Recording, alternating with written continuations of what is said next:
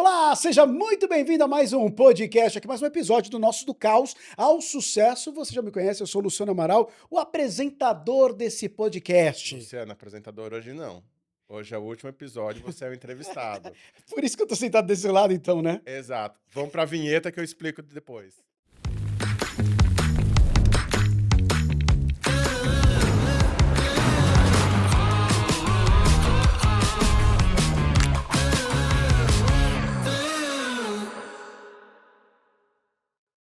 Olá, sejam muito bem-vindos ao podcast do Caos ao Sucesso da Yamp. Você não me conhece, então eu vou me apresentar. Eu sou o Gustavo Miller, diretor de marketing da Yamp, e hoje eu estou aqui nesse assento que foi ocupado nos últimos 9 episódios pelo senhor Luciano Amaral, porque hoje o feitiço vira contra o feiticeiro. Virou, tô aqui como entrevistado. Quero só ver o que você vai me perguntar, porque eu tô até nervoso. E aí a gente pergunta, o que que o Luciano Amaral tem de empreendedor na vida? Eu acho que bastante, assim, de certa forma, porque quando a gente fala em empreender, a gente fala de planejar, a gente fala de mudança de rumo de como se vender. Porque, de certa forma, quando as pessoas veem um artista, ou então veem um apresentador, um ator, não importa, as pessoas veem muitas vezes como uma pessoa física. Só que, na verdade, o Luciano Amaral, eu trato muitas vezes, e é tratado muitas vezes, como pessoa jurídica, que é um negócio ali, né? Tipo, eu tenho alguns produtos a oferecer, as pessoas compram alguns produtos e tudo mais. Então, esse planejamento, essa mudança de trajetória, essa mudança de rumo, faz parte da minha pegada empreendedora no decorrer da minha caminhada, que começa muito cedo. Então, imagina como se fosse uma empresa com mais de, não vou falar a minha idade, mas com muitos anos, Façam as contas.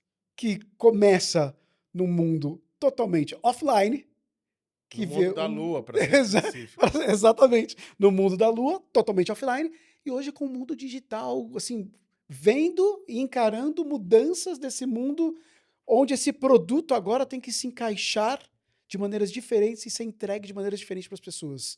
Então, assim, tem muito do empreendedorismo nessa história, eu acho. E Luciano, antes da gente chegar na sua história, que obviamente muitas pessoas conhecem, você é um rosto conhecido que está nos lares das pessoas brasileiras há décadas, não vou falar aqui novamente há quanto tempo, vamos respeitar o convidado.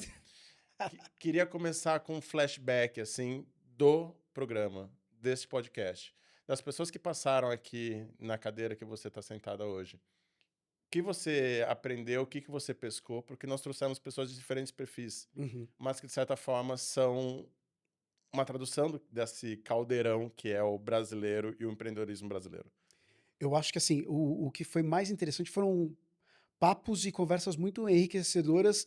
Eu sou naturalmente uma pessoa curiosa, né? E a cada convidado que a gente fechava que ia chegar aqui, claro que por conta até de entrevistar essa pessoa, ia estudar um pouco mais a pessoa, mas sempre faltava alguma coisa para saber. E era justamente esse ponto de curiosidade que eu acho que eu tentei colocar aqui nos bate-papos. E, de maneira, acho que de geral, assim, meio que eu pude sacar uma coisa de todos os nossos convidados, que é até algo que eu vou até colocar no meu carrinho depois do nosso quadro, que é algo que é muito legal e assim me dei conta aqui com os nossos podcasts, com os nossos episódios aqui do Caos ao Sucesso, que é como a gente precisa estar ligado nas mudanças, como a gente precisa tentar se antever uma mudança global, uma mudança de tecnologia, uma mudança de como as pessoas vão consumir algo. E aí serve para o empreendedor que vende alguma coisa numa loja, aí serve para eu que produzo conteúdo audiovisual, acho que serve para todo mundo. Você, às vezes, quando você vê, por exemplo, que uma mudança muito grande está por vir, tem sinais ali.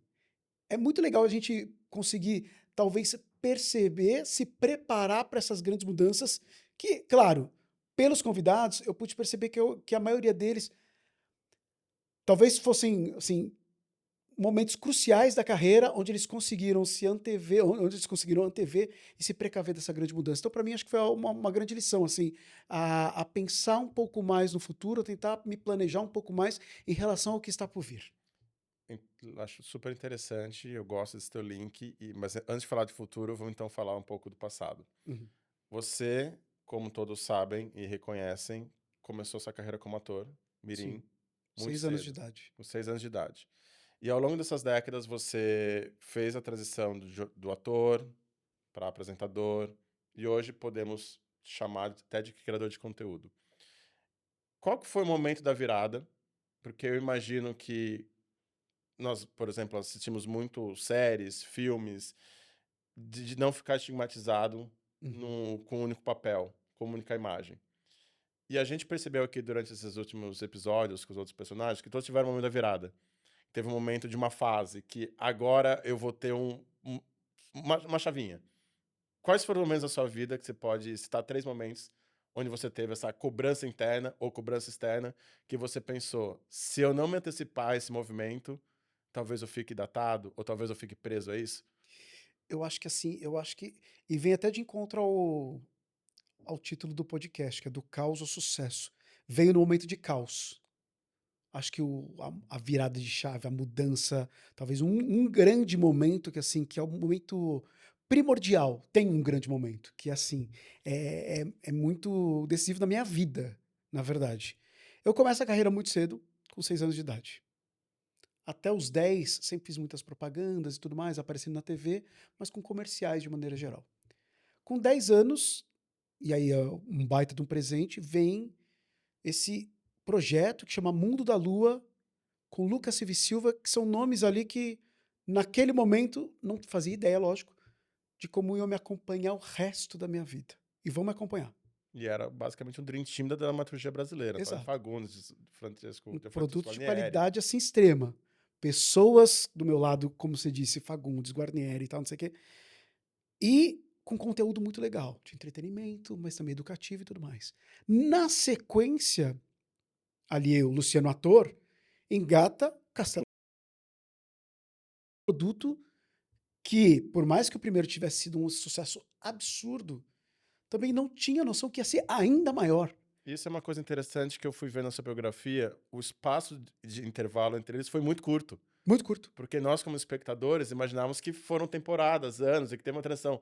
Mas, na verdade, você gravou um ano um, logo em seguida já emendou no outro. É, porque na verdade a gente, entre os dois, foi tanto o sucesso do Mundo da Lua que eles resolveram fazer um spin-off do programa ali no meio, com alguns poucos episódios, que inclusive foi uma microsérie que até ganhou prêmios fora, mas poucas pessoas lembram, que foi justamente a ligação de um pro outro. Então, basicamente, eu tava no Mundo da Lua, era o Lucas Silva e Silva e já tava vivendo o Pedro do Castelo rá na sequência. Só que chega nesse, vou chamar de ápice do que você pode imaginar de uma carreira de ator, no sentido de sucesso, porque você tem 2 produtos que são vistos pelo Brasil inteiro, em todas as regiões do planeta, fazendo muito sucesso numa época onde a gente não tinha internet, e com uma idade onde é uma idade muito sensível, que é uma transição entre A adolescente e voz adulto. A muda, voz a imagem muda, muda. o menino deixa de ser aquele menino bonitinho, começa a ser aquele menino que onde o nariz já não tem muita mais proporção com aquela coisa do adolescente, onde você tem deixa aquela imagem do menino fofinho do Lucas Silva e Silva para ser um adolescente barra adulto, e aonde a maioria das carreiras de atores mirins meio que acaba, elas vão se Uhum. esvaindo, né. E ali, claro, por conta do sucesso do Castelo rá eu pude ainda surfar um pouco dessa onda, continuar trabalhando. E só um adendo, é que eu venho de uma família muito humilde, muito pobre, então assim, esse dinheiro era muito importante para dentro de casa. Era o sustento da família.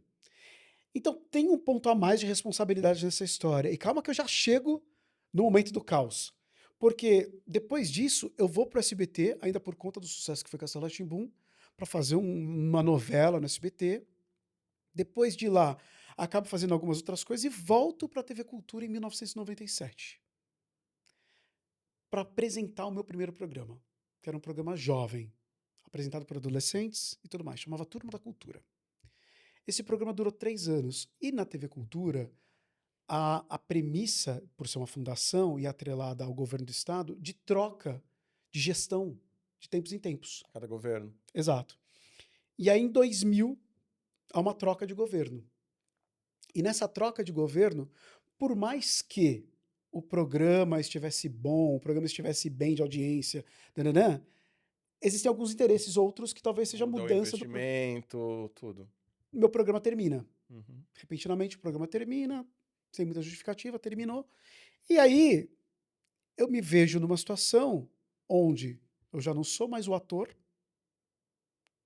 era um apresentador com pouca experiência, porque na verdade tinha apresentado ali 2 anos do programa, tal, não sei o quê, com uma certa experiência, mas talvez o mercado ainda não me via como apresentador, porque era o ator ainda atrelado. Já não era criança, Uhum. já era um jovem, adolescente, sei lá, 16, 17 anos. E assim, ninguém mais me chama pra nada. E você estava com quantos anos? Hoje, naquela Na época, época. tava com 18, tava. Ou seja, que no mundo tradicional deveria estar fazendo cursinho ou prestando alguma vestibular para decidir o que seria a sua vida. Nesse momento eu tô prestando vestibular Tá, para o quê? para rádio e TV, Tá. que era da área. Mas será que era isso mesmo? Porque eu me vejo numa situação onde as pessoas já não me veem como apresentador, não me veem como ator. Tudo que eu sempre fiz ali, a gente tá falando de um cara que há mais de 10 anos já estava fazendo aquilo lá. Já Uhum. tinha uma carreira estabelecida com produtos de sucesso e tudo mais, E com a reprise passando toda manhã com você toda presa manhã, naquela e imagem. as pessoas atrelando ainda aquela imagem. Uhum. E ainda com o futuro a decidir.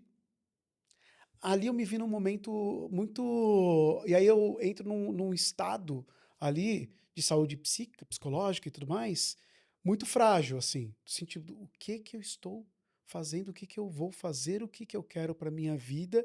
E mais uma vez, uma família humilde, com a minha mãe e meu pai nessa época eles já estavam separados, mas com muito pouca instrução, até financeira, Uhum. então não tinha nenhuma reserva de dinheiro. Uhum. A gente não tem nada Você é nesse filho momento. único. Não, tenho 4 irmãos, só que são 3 irmãos do primeiro casamento Tá. e uma irmã mais velha do segundo casamento, que sou eu e essa irmã. Uhum. Ou seja, numa hora você tinha tudo, que é nossa, e essa história eu nunca contei em nenhum lugar assim tão detalhada, Uhum. mas numa hora você tinha tudo, que é basicamente uma carreira de sucesso, você tinha, por mais que fosse na TV Cultura, você tinha o mínimo de dinheiro ali, a questão financeira Uhum. dando um aporte para sua vida.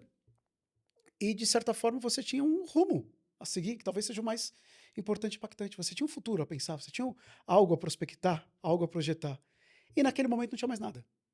E aí foi o momento do caos, que a gente pega, muda para um lugar muito humilde no centro da cidade, com nada, amigos ajudando nas contas do dia a dia, para tentar ter um respiro ali, para tentar buscar algo novamente. Claro que eu tive algumas sortes e facilidades na vida, que é, nesse momento de faculdade e tudo mais, eu consi por trabalhar na área, consigo ter alguns privilégios de conseguir fazer uma faculdade de rádio e TV, por conhecer algumas pessoas que eram diretores do curso de rádio e TV Uhum. nas faculdades, então assim, mas eu vejo que é aquilo que eu gosto de fazer, é aquilo que eu quero fazer. E mesmo com esse turbilhão de mudanças, turbilhão de talvez de obstáculos, eu vejo que, assim, agora é a hora de talvez investir nisso de uma maneira com que eu nunca investi, porque na verdade sempre me foi colocado lá Uhum. esse espaço, foi colocado lá essa vida. Agora é hora de talvez colocar à prova se é realmente isso que eu gosto ou se é realmente isso que eu quero.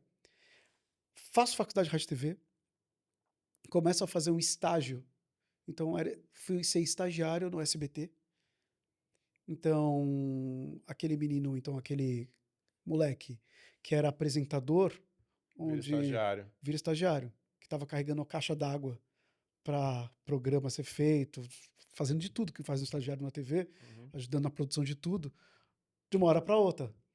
O que era até, de certa forma, legal lembrar a cara das pessoas. Porque muito apresentador tem muito, talvez, desse status para muitas pessoas, Sim. desse lugar onde, assim, gente, por favor, eu tenho pessoas me servir para que eu esteja totalmente disponível para executar o meu trabalho, que é só apresentar. Uhum. E aí você, dentro de uma TV, como estagiário, você vê a TV de outras maneiras, você vê o negócio de outras maneiras, de outros jeitos, e você se vê de outras maneiras. E acho que foi muito importante, porque assim, não que eu sempre tive uma base familiar, por mais que seja muito humilde, assim, minha base tivesse sido muito humilde, acho que minha base familiar e ter começado na TV Cultura, sempre tive uma base e uma noção, não somente de vida em sociedade, mas de respeito ao próximo, independente do trabalho do próximo, seja o estagiário, seja o diretor, seja o presidente da emissora, que cada um tem seu peso e cada um deve ser respeitado. Mas esse momento me trouxe uma proximidade com o meu trabalho, que não era simplesmente apresentar. Ali eu pude ver realmente A como engrenagem. a engrenagem. Ali eu pude ver realmente como, cara, que legal que tem tudo isso aqui, todas essas pessoas. As pessoas ficam olhando só o Lucas Silva, ficam Uhum, olhando só o Pedro, ficam só olhando o Nino no Castelo, não sei o quê. Gente, tem tanta gente que tem que ser valorizada no processo uhum. que às vezes acaba passando batido. E ali foi a virada de chave.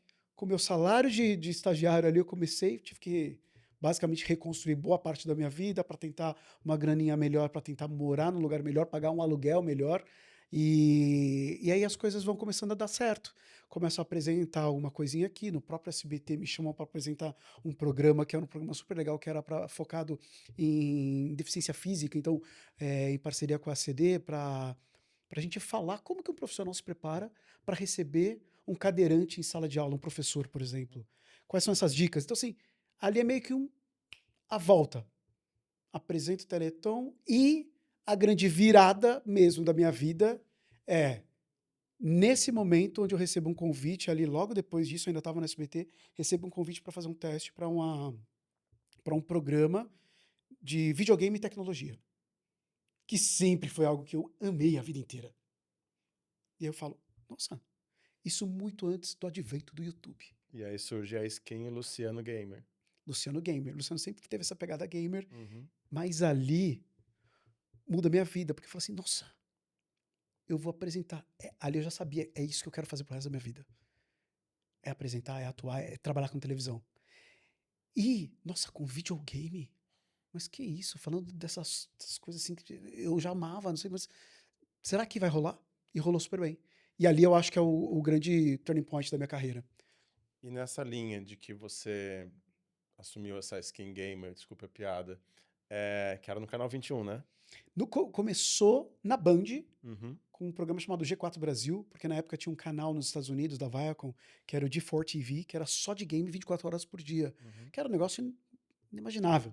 E aqui no Brasil eles conseguem os direitos aqui para o Brasil para trazer o G4, ou G4 Brasil, para fazer uma versão que começou com 15 minutinhos na Band, 11 horas da noite. Só que aquilo chama atenção porque na época Não o tinha. gamer, o moleque que jogava, e naquela época a gente já tinha uma comunidade gamer grande, porque é o cara que cresceu jogando Atari, o cara que cresceu jogando Você já Master devia System, estar Mega no Drive. PlayStation 2, que foi o ápice da popularidade. Sim, e você tinha em vídeo as coisas, porque Uhum, naquela época era só revista.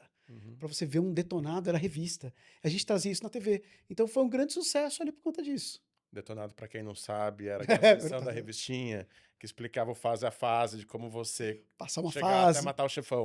Exatamente, exatamente. A gente fazia isso lá, a gente apresentava jogos novos que as pessoas mal sabiam. O que que é essa franquia Resident Evil? Eu lembro de apresentar, tipo, o primeiro, sabe? Uma coisa assim. Então, assim, é muito significativo que eu consegui juntar. Aí eu consegui juntar tudo que eu queria fazer com game que eu gostava demais num só produto. E antes da gente entrar nessa parte, Luciano apresentador, eu fiquei com uma curiosidade aqui, que você tem a atração Luciano ator, apresentador, hoje criador de conteúdo, podemos, já que todo Sim. mundo virou criador de conteúdo, é até um pouco genérico esse termo, eu diria. Mas uma coisa que nós escutamos muito dos empreendedores, das pessoas que passaram aqui no podcast, e acho que isso entra muito na figura da pessoa que cria conteúdo, é da postura passiva de esperar que os convites apareçam. Uhum. Nesses últimos anos, você como apresentador, tendo passado por várias emissoras, abraçado vários projetos, como é que você sente esse desafio de que você tem que estar o tempo todo na mídia, o tempo todo se expondo, se vendendo, se mostrando disponível? É algo que você sente uma pressão? Eu acho que sim, acho que sim. É algo que, assim como um produto de uma loja, você tem que estar. A exposição é importante. As pessoas precisam saber, mesmo porque é isso que eu falei. Quando a gente chega nesse momento do meu caos aí, eu saí de todos os lugares e estava apresentando um produto para as pessoas, que era um produto que eu já não estava mais fazendo.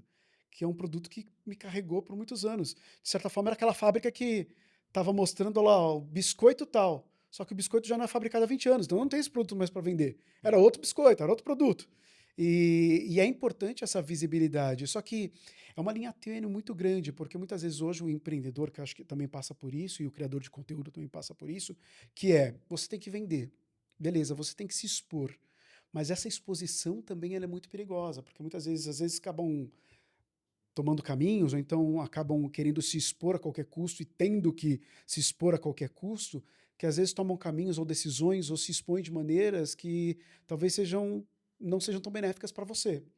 Então, assim, qual é o custo dessa exposição? Acho que tudo isso tem que ser muito bem pesado. No meu caso, por já ter esse histórico, esse background de marca atrelada a um conteúdo de qualidade, como a própria TV Cultura já trazia isso com esses produtos, eu, de certa forma, tive muita sorte de também conseguir ter atrelado outras marcas de qualidade e acho que, assim, seria um absurdo jogar isso fora. Só que quando você fala dessa coisa do tipo, dessa passividade, às vezes de só receber convites, durante boa parte da minha vida foi isso mesmo. E assim, tá tudo bem. Olha que delícia, que maravilha. Uhum, Mas o mercado não é assim. uhum. É importante você se colocar, você se expor, mas você também ter os insights, é isso que eu aprendi muito também aqui nos podcasts, que é você ter esses insights de olhar as oportunidades e não esperar um convite. Você ser, sim, na verdade, esse motivo de mudança na sua gestão de carreira, na sua gestão de empreendedorismo. E isso eu comecei a fazer, mas só depois de um tempo. Só depois de um tempo onde eu percebi, por exemplo, que minha vida é pautada nisso, né, em grandes mudanças, assim, até dentro da apresentação. Porque começa apresentando com game, depois isso, e apresento por muitos anos, eu falo, nossa, mas isso aqui está muito atrelado à tecnologia. Nossa, esse movimento internet e tal, não sei o que, né? Mesmo assim, tem uns gaps de oportunidades, e é por isso que eu estou falando tanto de oportunidade, por isso que eu prestei tanta atenção e coloco como algo tão importante, porque eu não estive atento a grandes oportunidades. Uhum. Que hoje eu tento estar mais atento, que eu perdi alguns bondes que passaram, que hoje eu não me perdoo. Dá um exemplo. YouTube. Eu já fazia isso no offline. Eu já tinha tudo pronto para fazer uma gameplay, como era o grande produto do YouTube no começo, Uhum. pronta para fazer. Eu podia fazer isso no dia seguinte ao advento do YouTube. Eu não fiz. Por que que eu não fiz? Porque eu não tive Será, esse estalo. será que Porque é o comodismo de estar no porque offline, o é uma comodismo... questão geracional que tinha aquela questão de você trabalha numa emissora, está preso numa emissora, a um canal, a um formato, vou ficar aqui a vida inteira. E Acho que sim. hoje, talvez as pessoas da geração mais nova, aqui novamente não revelando a idade do apresentador e do entrevistado, ele já tem esse olhar multiplataforma, de ter várias receitas, vários streams. Com certeza. Com certeza, porque eu vejo naquele momento a TV ainda muito forte, 2008, se não me engano, né, o YouTube chega, 2006, 2007, acho. por aí. E aí, naquele momento, o auge do programa, auge dos programas, todos. E esse é o problema, eu acho que é um problema maior, quando a gente se vê num... Acho que a gente tem vários exemplos disso, né? De Uhum. Blockbuster a qualquer outra empresa, onde se vê sentado num comodismo, então numa dificuldade de uma nova empreitada, de um novo olhar, de um novo jeito de fazer, que perder esse bonde pode ser crucial para o seu futuro. No caso de algumas empresas, como você tem aqui a própria Blockbuster, acaba sendo crucial mesmo, né? Assim, Uhum. para ver. Mas acho que para o empreendedor, para a carreira das pessoas, é muito importante estar atento a isso. Hoje a gente está nessa grande discussão de inteligência artificial, que é muito importante você estar atento a isso, a essas oportunidades. Aí quando a gente fala no ambiente digital, é isso. E você é um cara que procura estar sempre conectado. Uhum. O Miller é uma das pessoas que, assim, mais estão conectados e procuram estar conectados, assim. E conversar com você, quando a gente se conheceu aqui, é uma dessas, é uma dessas pessoas que eu olho e falo assim, não posso esquecer. Já passei por isso. Me dá um estalo de sempre estar Uhum. alerta. Estar alerta a participar dessa conversa, ou então tentar estar nessa conversa antes dela estourar, antes da bolha acontecer. Obrigado. Mas eu sinto que você está recuperando tempo do YouTube. Teu Instagram é muito forte. Uhum. Você, Mas tem dificuldade, sabia? eu imagino, o que é algoritmo? O algoritmo também. Dancinha? Hum, O que você, o que, o que conteúdo produzir? porque eu tô tentando aqui fazer um link que é quem trabalha com televisão sempre viu na propaganda uma forma de ganhar um dinheiro extra, às vezes muito maior. A Perfeito. televisão era o trampolim Era a para fazer exposição ali. a exposição para virar garoto propaganda. Perfeito. Hoje, o garoto propaganda vira influenciador. E aí, por exemplo, você já ouviu ou você sente que você, por exemplo, consegue estimular uma pessoa a fazer uma compra? Alguém já falou, comprei uma coisa porque vi você anunciando? Com E aí me explica, então, essa dificuldade que você tem tido, esse desafio de ser de um garoto propaganda a influenciador. Aí, então, primeiro que a questão da linguagem eu tive que aprender um pouco. Eu acho que assim, as pessoas, e acho que até eu tenho amigos, às vezes empreendedores, que também demoraram para entender um pouco disso, e até conversando ali, eu tentei passar um pouco da minha experiência como criador de conteúdo, até para esses caras, que ainda existe uma marca, que eu acho que, nossa, já é um negócio que a gente já fala disso há tanto tempo, mas entenda que cada plataforma, cada veículo de comunicação ali, a linguagem é uma, é muito diferente. E isso é muito, às vezes é impressionante como as pessoas às vezes não se atentam a isso. E claro que essas plataformas, ou então esses jeitos de você entregar conteúdo, eles vão mudando. E o algoritmo faz isso, né? Toda hora eles às vezes nos forçam a fazer vídeos. Agora eu quero um vídeo de 3 minutos. Não, agora eu quero só um de 15. Agora, e qual conteúdo você entregar? É claro que a gente tem as trends, né? Toda hora rolando. Mas para mim, acho que a maior dificuldade, em primeiro lugar, foi a conseguir adaptar uma linguagem para as redes sociais que fosse mais acessível para as pessoas que consomem aquele tipo, querem aquele conteúdo nas redes sociais, que não é o apresentador, que não é mais o oi, seja muito bem-vindo, tá não, que é o dia a dia, é o real, Uhum. que é das redes sociais. Só que ao mesmo tempo, eu não quero essa exposição essa exposição 24 horas da vida que alguns influenciadores conseguem e conseguem remunerar muito em cima disso. Você nunca vai abrir um vídeo fazendo skincare, por exemplo. Posso até fazer. Mas, por exemplo, vai ser difícil você ver, sei lá, alguma coisa mais íntima minha. Às vezes, as Uhum, pessoas perguntam assim: Nossa, Luciano, você tem irmã? Pois é, tenho uhum. irmão. E as pessoas às vezes nem sabem que eu tenho irmãos, tal, não sei o que, porque eu acho que eu consigo maquiar muito bem. Porque eu também tenho uma vantagem das pessoas acharem que me conhecem desde criança também, a grande maioria, né? Uhum. Tem umas pessoas que cresceram comigo. Então isso dá uma falsa percepção para as pessoas que elas me conhecem. Mas isso foi praticamente um estudo que eu fiz. Assim, como eu vou atingir essas pessoas de uma maneira mais coerente no Instagram, por exemplo, de uma maneira com que seja natural. Primeiro é o jeito de falar, primeiro as coisas a se falar. E sem deixar com que, na verdade, a minha privacidade esteja preservada, que eu acho isso muito importante também. Então, assim, para para resumir, eu acho que um outro ponto que me deixa sempre muito atento é o quanto de exemplo que a gente vê de influenciadores que muitas vezes, por conta de número, por conta de deslocamento, por conta de falta de preparo, não se veem numa situação, ou então, na hora de falar algo, acabam sendo cancelados, o movimento do cancelamento, né? Eu acho muito importante ter essa consciência do seu espaço como artista, do seu espaço como influenciador, como criador de conteúdo, como marca. Uhum. E aí a marca Luciano Amaral. E aí eu acho que é importante, assim, que eu levo como primordial. Eu estou lidando com uma marca. Amaral para mim é uma marca. É um apresentador, um ator, pode ser o que quiser, Uhum. mas é uma marca. Eu quero que grandes marcas estejam atreladas.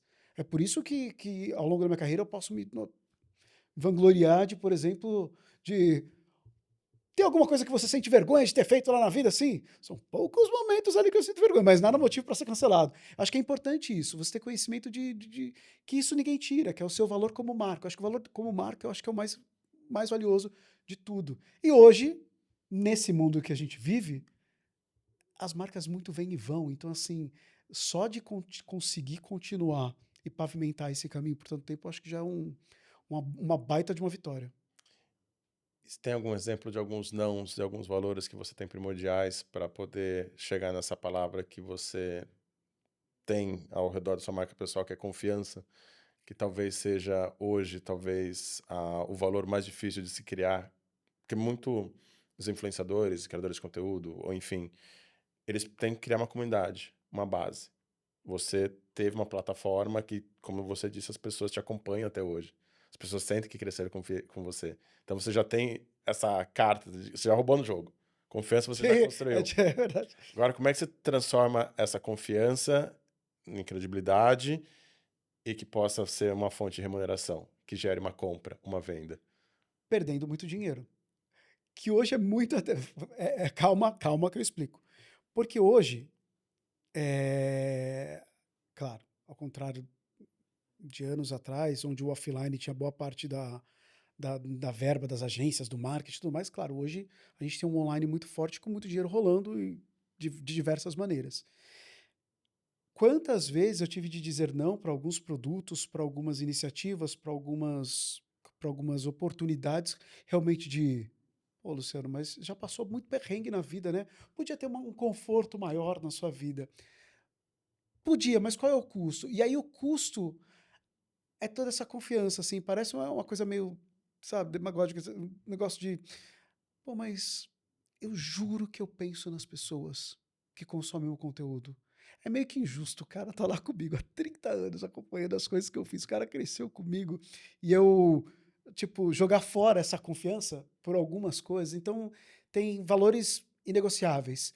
Se são produtos ou conteúdos que vão notoriamente fazer mal para as pessoas de uma maneira muito simplista aqui dizendo, por exemplo, não tem nem discussão, não importa o valor. E aí, porque eu sei que aceitar um conteúdo como esse, além de fazer mal para as pessoas, também vai afetar toda a minha credibilidade, também vai afetar também todas as outras marcas com quem eu quero trabalhar ou com quem eu trabalho. Então, assim, tem alguns valores que eu acho que transcendem basicamente ser um trabalho para me remunerar. Eu acho que eu posso remunerar de outras maneiras, eu posso fazer esse dinheiro, eu posso receber isso em troca de outras maneiras. Inclusive com, com propostas que na verdade não tem a ver com o que eu tô a fim de fazer mesmo. Então, pegando mais em consideração produtos televisivos, tem produto que quando não diz respeito a como eu acho que deve ser, eu não vou fazer, simplesmente. Assim, eu posso te dar um exemplo bem mais realista, que é, se você chega com um projeto e me conta uma história ali que eu não acho que vai ser condizente com o que as pessoas esperam ver, eu sei o que as pessoas que me assistem, que me vejam, que me veem e que me compram, que elas querem ver ou que elas esperam ver se eu for Uhum. fazer alguma coisa. Se aquilo vai totalmente do outro lado, na contramão, não tem por que eu fazer. Não tem por que eu esteja junto desse projeto, que eu acho que as pessoas vão acabar até se decepcionando. Então, que o projeto seja decepcionante, mas que eu não esteja junto, que as pessoas mantenham a minha memória, a lembrança delas comigo com algo bom. E deixa eu fazer uma pergunta baseado no caos. Você comentou do caos que você enfrentou aos 18 anos, nesse momento de transição, não só hormonal, Tudo, né? mas de Virou adulto. carreira, virar adulto. Teve algum outro momento de caos onde você também sentiu que você precisou fazer uma transição? E eu me pergunto, baseado agora, nós estamos no ano de 2025. Então, Luciano Amaral hoje é apresentador dos canais Disney há 3 anos? Quantos anos? 17. 17 anos. 17, não, 17 anos não, desde 2017. É, desde 2017. 17, a gente tem aí pelo menos uns quase 10 anos. E nós falamos muito aqui nos episódios sobre inteligência artificial. E nós sabemos o quanto que a inteligência artificial generativa, principalmente em 2025, tem feito parte do dia a dia das pessoas, onde elas já transformam ferramentas como o ChatGPT como assistente virtual, já começam a utilizar ferramentas como o VO3 do Google para criar conteúdo, fazerem sketches, fazerem propagandas, criarem influenciadores, criadores de conteúdos que são avatares. Sim.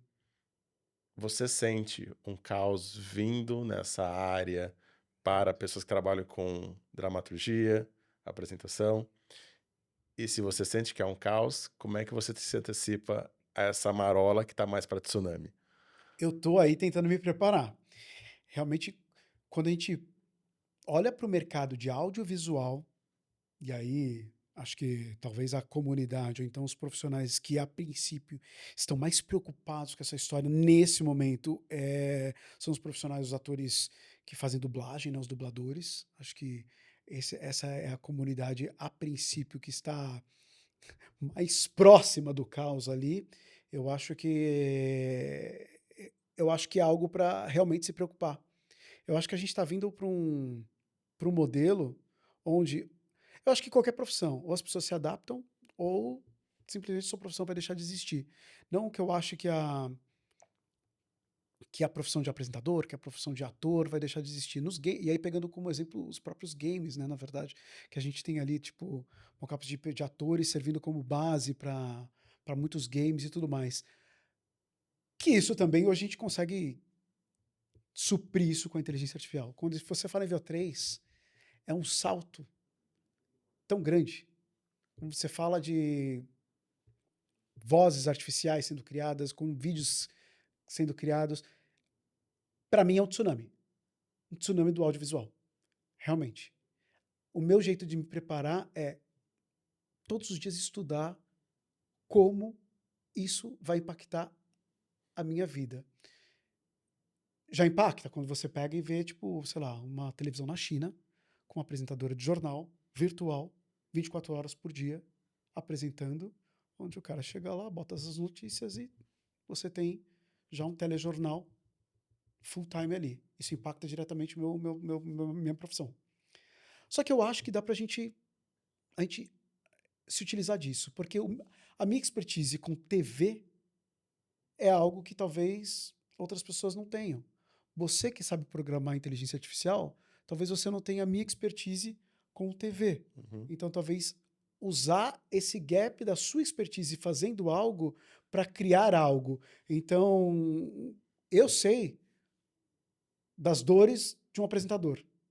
Eu sei de como um apresentador é na vida real. E para você fazer o virtual, ainda hoje as pessoas precisam ter uma referência do real. Então, talvez se utilizar da minha expertise para fazer com que esse virtual seja, na verdade, comandado por mim. Não sei. Uhum. Não sei. É pensar nesse além, é pensar no que não é tão óbvio. E aí eu falo disso em todas as pessoas que trabalham com audiovisual. Cameraman é um cara que conhece tipos de lente que talvez outras pessoas não conheçam. Então, talvez ele possa se utilizar desse conhecimento para dentro da inteligência artificial fazer um produto de mais coerência. Uhum. Claro, então acho que é saber utilizar a ferramenta, mas eu acho que o audiovisual é uma das áreas mais que serão mais impactantes. Grande mudança que a gente vai ver no futuro, ainda está engatinhando, mas esse engatinhar é muito rápido, né, para começar a correr. Total. Vamos descomprimir um pouco aqui, eh, falar um pouco, deixar de falar um pouco de futuro e falar um pouco mais sobre curiosidade. Nós temos alguns quadros aqui no podcast, você sabe muito melhor do que eu, Fiquei porque sabendo. você tocou a maioria deles. E aqui nós temos uma parte onde nós testamos a agilidade do entrevistado, Hum, de pensamento. Por exemplo, nós sabemos que a agilidade e, assim, antecipar a crise é uma característica muito importante do empreendedor brasileiro. Então, vou fazer aqui um pinga-fogo, como nós chamamos, e eu quero saber esse lado teu que poucas pessoas conheçam. Primeira pergunta: qual foi a compra online mais idiota que você já fez? nossa, eu já comprei tanta coisa. Eu tenho gatos, então já comprei dos brinquedos mais variados, de sardinhas a aves exóticas para os gatos brincarem. Eu já comprei compras erradas, mas não é inútil. Mas, por exemplo, se você precisar de esponja para sua cozinha, saiba que eu tenho mais de 100 em casa, porque ao invés de comprar uma, eu não vi que era um pacote de 100 esponjas de cozinha. Já comprei muita coisa. Já comprei desde utensílios para cozinha, dos mais variados, dos formatos mais variados, frigideira antiaderente do Mickey, conjunto completo. Já comprei tanta coisa de case para celular, e não é inútil, né, case para celular, mas, por exemplo, eu já comprei tipo 15 diferentes para o mesmo celular, Uhum. coisa que eu nunca usei, por exemplo. Eu compro de tudo, eu sou um usuário compulsivo de compras online, onde antes de dormir, todos os dias, eu abro uma loja lá para ver se eu não preciso de alguma coisa, sendo que eu não preciso, de certa forma. Muito bem. E a pergunta 2 é: uma estratégia de venda que todo mundo acha genial, mas você acha furada? Eu acho que aquela venda muito direta, aquela venda descancarada, porque eu não gosto. Aquela venda. Eu pego como exemplo ponto de venda físico. Aquele vendedor que chega muito, tipo, oi, tudo bom? Como é que é seu nome? Não sei o que. Luciano. Então, você tá querendo. Tá precisando de uma camiseta, né? Não sei o que você tá me chamando, que você tá falando que a minha camiseta tá zoada, é isso, não sei o que. Não, vamos arranjar pra você uma. Eu não gosto desse tipo de abordagem. Eu gosto da abordagem mais tranquila. Oi, tudo bom? Eu sou o Luciano Miller. Se você precisar de alguma coisa, eu tô aqui, tá? Uhum. Espero que você goste. Tá bom? Obrigado. Fica à vontade na loja. É igual no online, eu acho que às vezes aquela venda muito Agressivo. agressiva, eu acho que ela não funciona em todos os momentos. Pode funcionar em alguns momentos, mas ela não funciona em todos os momentos. Tanto é, eu vejo isso pelo meu feedback que eu tenho das minhas coisas. Às vezes eu tô gravando um negócio que não tem nada a ver, tô falando, sei lá, de como esfriou na cidade de São Paulo. E aí, só porque eu tô com uma caneca tomando um negócio, porque eu tô... Nossa, onde compra essa caneca? Uhum. Eu acho que esse é um jeito de, hoje em dia, onde a gente foi durante tantos anos bombardeado de coisas para comprar, e a gente é bombardeado todos os momentos, acho que talvez essa maneira sutil, talvez às vezes surta mais efeito do que qualquer outra. Qual o app mais inútil que ainda está no seu celular? Nossa, mas aí tem muita coisa. Apps inúteis. Nossa, calma aí que eu consigo. Só de jogo, porque eu gosto muito de jogar, né? Tem 300 jogos que eu já adicionei, tipo, e não uso mais. Deixa eu pensar. Tem algum aplicativo que você tem no seu... Vou reformular. Tem alguma coisa no seu celular, um aplicativo, que você é viciado, que você gosta muito, que as pessoas não devem fazer ideia? De jogos, lógico, porque, eu tenho que parar com esse negócio de jogo, né? Mentira. Faz parte da minha Uhum. profissão, porque eu gosto muito. Mas, sim, tem. Tem alguns, na verdade. Vou falar um. Até estava falando com uma conhecida sua, sabe a Natália? Sei. Então, que trabalha com a gente aqui. Eu estava falando para ela, falei assim, nossa, eu não consigo parar de usar isso. Que chama Family Tree. Hum, Que é um negócio, mentira, que é para descobrir a árvore genealógica das pessoas. tá. Seu nome é Miller? É um Jus Brasil versão Mas eu quero Family saber a sua Tree. história. É porque eu quero saber a história das pessoas, hein? Por exemplo, assim, Entendi. Gustavo Miller, né? Esse Miller é com I, com U, tal, não sei o que, deixa eu ver aqui. Nossa, você sabia que você tem um vô que ele nasceu na Bavária em Uhum. 1900? Uhum. Eu fico querendo ver o nome das pessoas. Às vezes eu pego artistas, pessoas que eu nem conheço. Falo assim, tá, sei lá, tal pessoa lá, um jogador de futebol. E pega e começa a ver isso. Loucuras de aplicativos que eu tenho. É uma boa ideia para puxar conversa em bar ou em reuniões chatas. Vou inclusive baixar aqui. Verdade. Publicidade que ninguém tá pagando a gente para isso, tá? Family Tree. Uma trend que você jamais faria. Ah, pô, das dancinhas, eu tenho muita vergonha de dançar. Qualquer uma da dancinha, meter um eu não, putz, nossa, como eu tenho vergonha de dançar. Tem duas coisas que eu tenho muita vergonha, assim, já dancei, já cantei, já fiz coisas no palco, no teatro, que sei que com personagem, é muito louco isso, mas quando eu visto um personagem, beleza, eu faço. Mas, nossa, trend, então, porque ali na rede social tem o personagem? Até tem, mas é você ali. Você não vai me ver dançando, Gustavo. Desculpa, mas você não vai me ver dançando. Trendzinha de dança é difícil, viu?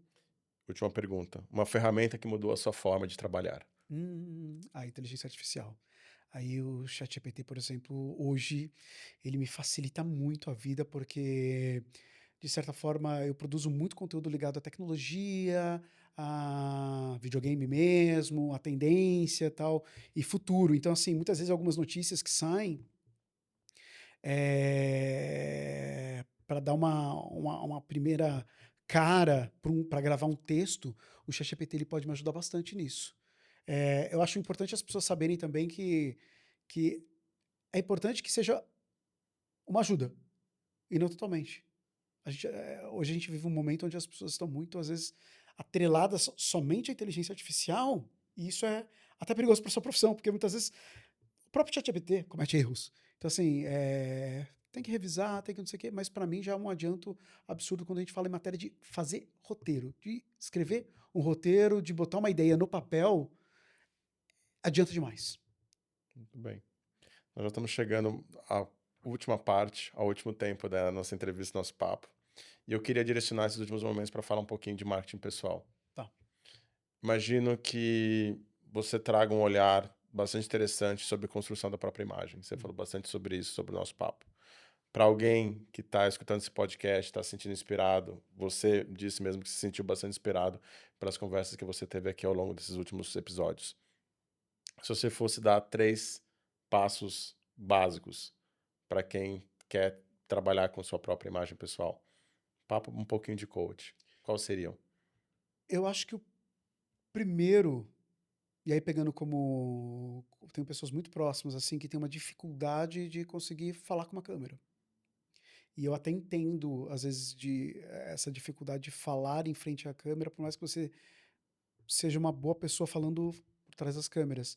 Eu acho que ainda carrega o estigma de quem está à frente das câmeras de ficar eternizado a besteira, a bobagem. Uhum. Você falar uma bobagem em frente à câmera, isso causa um pavor nas pessoas. Então, acho que a primeira coisa para você, e hoje é muito necessário que a maioria dos profissionais também esteja, coloquem a cara, se habitue, treine, grave, se grave, fale bastante. Você não precisa postar tudo, mas grave bastante. Faça esse exercício, é um exercício. E eu acho importante que a pessoa fale bastante na frente da câmera, talvez antes de publicar até seu primeiro vídeo, se for o caso. Acho que a segunda coisa que é muito importante, já está confortável? Já está falando com mais tranquilidade em frente às câmeras? Grave. Mas não posta ainda não. Uhum. Calma. As pessoas hoje têm uma ânsia de postar, da agilidade, da rapidez de postar, de colocar algo no ar, que muitas vezes, aí sim você pode eternizar algo que você talvez nem imaginou. Então é muito perigoso isso, seja para sua empresa, seja para sua questão pessoal, você como profissional. Então é algo que eu vejo que as pessoas ainda pecam muito, que é na ânsia de postar ou de aparecer, ou não pensar no que está sendo falado, ou então não pensar no que está sendo dito ali, e muitas vezes acaba colocando os pés pelas mãos. E eu acho que o mais importante é, nessa reflexão sobre o que está sendo dito, nessa reflexão sobre o que está sendo vendido, é você saber o ônus e o bônus daquilo que você está produzindo ali como conteúdo que está expondo para as pessoas. Então, se você sabe que é um produto que tem falhas ou então gaps ali, esteja preparado para essa porrada que vai vir. Esteja preparado para, na verdade, rebater ou então justificar por que esse produto não é, ou então não está sendo vendido, ou então não está sendo comunicado dessa maneira. E saiba também onde você está querendo chegar com seus objetivos, porque acho que um conteúdo em si, independente de um produto ou um vídeo, ele tem um propósito. E ele tem que ter um propósito. Se ele não tiver um propósito, talvez é algo para você repensar e nem publicar. E para amarrarmos toda essa conversa que nós tivemos sobre a sua trajetória, queria fazer aquela pergunta clássica de entrevista de emprego, que Uhum. não sei se você já fez muitas entrevistas de emprego, Já fez algumas. que a área de recursos humanos pergunta como é que você se vê daqui 5 anos. Ah, que inferno essa pergunta.